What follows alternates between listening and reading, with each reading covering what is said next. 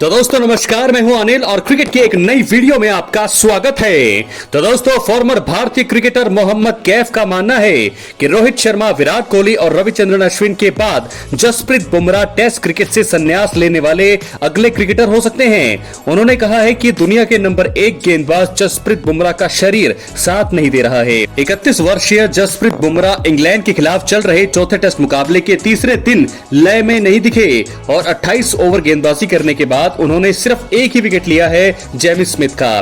कैफ ने अपने social media handle से एक वीडियो पोस्ट किया और बुमराह की फिटनेस पर बात करी। उन्होंने कहा, मुझे लगता है कि जसप्रीत बुमराह आगामी टेस्ट मैचों में खेलते हुए नहीं दिखेंगे और ये भी संभव है कि वो संन्यास ले लें।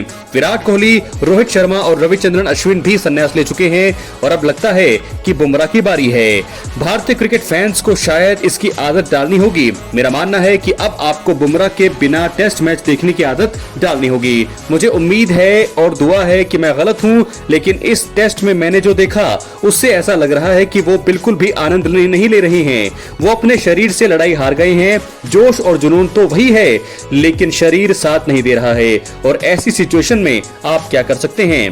तो दोस्तों मुझे लगता है कि उन्होंने कहा है कि Bumrah to retire from test. मुझे ऐसा लगता है कि ये उनकी एक सोच है। ऐसा हो सकता है वो ये भी चाहते हैं, ये भी दुआ करते हैं कि ऐसा ना हो, लेकिन जिस प्रकार उन्होंने देखा है बुमराह को उस प्रकार से लगता है कि बिल्कुल ऐसा ही हो सकता है। तो Bumrah to retire from test. Rohit Sharma के संन्यास के बाद भारतीय थिंक टैंक की कप्तानी के लिए पहली पसंद बुमराह थे, लेकिन उन्होंने अपने कार्यभार को प्रबंधित करने के लिए इस पद के लिए नहीं कहा। बुमराह ने एक इंटरव्यू में कहा था, हाँ बीसीसीआई टीम के नेतृत्व के लिए मुझे चाहते थे, लेकिन फिर मुझे मना करना पड़ा। यह टीम के लिए भी उचित नहीं है कि 5 टेस्ट मैचों की श्रृंखला में कोई 3 मैचों में और कोई 2 मैचों में कप्तानी करे। यह टीम के लिए उचित नहीं है और मैं हमेशा टीम को प्राथमिकता देना चाहता था। दोस्तों बुमराह 2024 से आईसीसी टेस्ट गेंदबाजी रैंकिंग में नंबर 1 स्थान पर काबिज हैं, पर साल की शुरुआत से ही वो फिटनेस समस्याओं से जूझ रहे हैं। पीठ की चोट के कारण वो इस साल की शुरुआत में सिडनी में हुए 5वें और आखिरी बॉर्डर गावस्कर टेस्ट की दूसरी पारी में गेंदबाजी नहीं कर पाए थे और चैंपियंस ट्रॉफी और आईपीएल 2025 की शुरुआत में भी वो नहीं खेल पाए। तब से भारत का ये तेज गेंदबाज अपने कार्यभार को लेकर काफी एक्टिव रहा है और उन्होंने इंग्लैंड के मौजूदा दौरे पर केवल 3 टेस्ट खेलने का विकल्प चुना है। जसप्रीत बुमराह हेडिंग्ले में पहले मैच में खेले थे, जहां उन्होंने लगातार 140 किलोमीटर प्रति घंटे से ज्यादा की रफ्तार से गेंदबाजी करी और पहली पारी में 83 रन देकर 5 विकेट लिए। इसके बाद एजबेस्टन में हुए दूसरे टेस्ट मुकाबले में बुमराह नहीं खेले। उन्होंने लॉर्ड्स में हुए तीसरे टेस्ट मैच में वापसी करी। लॉर्ड्स में हालांकि उनकी गति भी काफी कमी आई और फिर भी वो लगातार दूसरी बार 5 विकेट लेने में कामयाब रहे और मैच में कुल 7 विकेट लिए। पर ओल्ड ट्रैफर्ड में चल रहे चौथे टेस्ट मुकाबले में चिंता और बढ़ गई है। बुमराह ज्यादातर 130-135 किलोमीटर प्रति घंटे की रफ्तार से गेंदबाजी कर रहे हैं और बहुत कम ही 140 किलोमीटर प्रति घंटे का आंकड़ा पार कर पा रही हैं।